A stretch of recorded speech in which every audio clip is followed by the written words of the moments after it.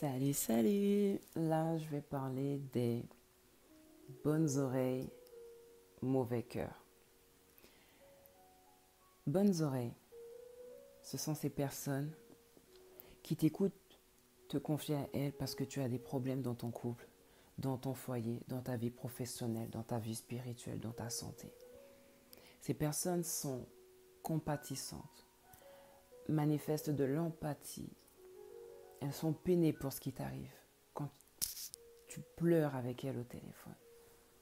Quand tu confies que ça ne va pas, que tu as mal, que tu traverses une période difficile, elles ont des bonnes oreilles pour t'écouter. Elles vont te dire que tu ne mérites pas ça, que tu mérites tellement de meilleures choses, que...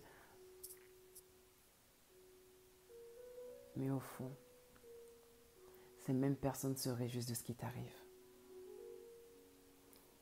Mais au fond, ces personnes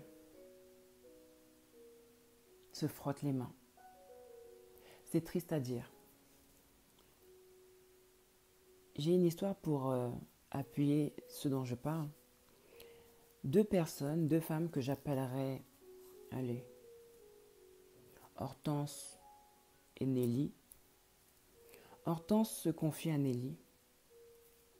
Mon mari ceci, mon mari cela, il me fait ci, je vis telle chose, c'est difficile, etc. Elle se confie à Nelly. Nelly l'écoute. Nelly a de l'empathie. Nelly est compatissante. Nelly se fâche parce qu'elle n'est pas contente de ce que le mari de Hortense lui fait, etc. Mais un jour, Hortense ouvre un réseau social, ouvre un réseau social et voit un message de Nelly, public, disant: je suis une femme heureuse, je suis une femme comblée, j'ai un mari aimant, j'ai tant d'enfants, je suis comblée, je suis heureuse, je vis bien, mon mari me fait du bien, il est au top. Je vous laisse imaginer l'état d'Hortense quand elle lit ce message, sachant qu'elle s'est confiée à Nelly des problèmes qu'elle traversait.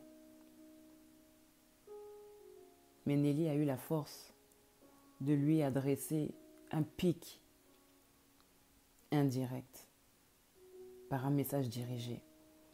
C'est difficile de se dire qu'on a des amis quand on voit ce genre de comportement, de réaction. C'est pourquoi je dis qu'il faut savoir faire attention. Attention à ce qu'on fait aujourd'hui, à ce qu'on fait aux gens aujourd'hui, à ce qu'on dit des gens aujourd'hui. Parce qu'on ne sait pas ce qui va nous tomber dessus demain. On ne sait pas de quoi demain sera fait. Alors nous devons faire attention aujourd'hui.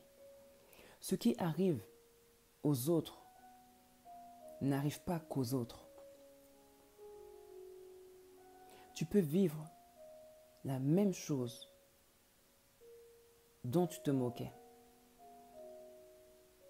Tu peux vivre pire que ceux dont tu te moquais.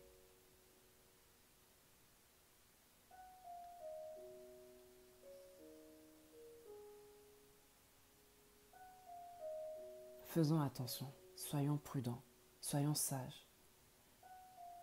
Et ceux dont je parle se retrouvent souvent au milieu des femmes. La femme est bien malheureusement reconnue comme étant l'ennemi de la femme. À nous maintenant d'arrêter cette arrogance, cette suffisance, d'arrêter cette prise de hauteur, parce que les événements de la vie vont nous faire redescendre à une profondeur inimaginée et à laquelle on ne se serait pas préparé. Arrêtons cette méchanceté gratuite les unes envers les autres.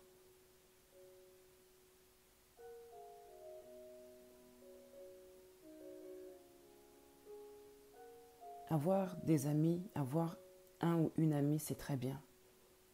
Mais au temps de la détresse, que cet ami devienne un frère, que cet ami devienne une sœur. Un soutien qui ne se retournera pas contre nous, qui ne se retournera pas contre l'autre,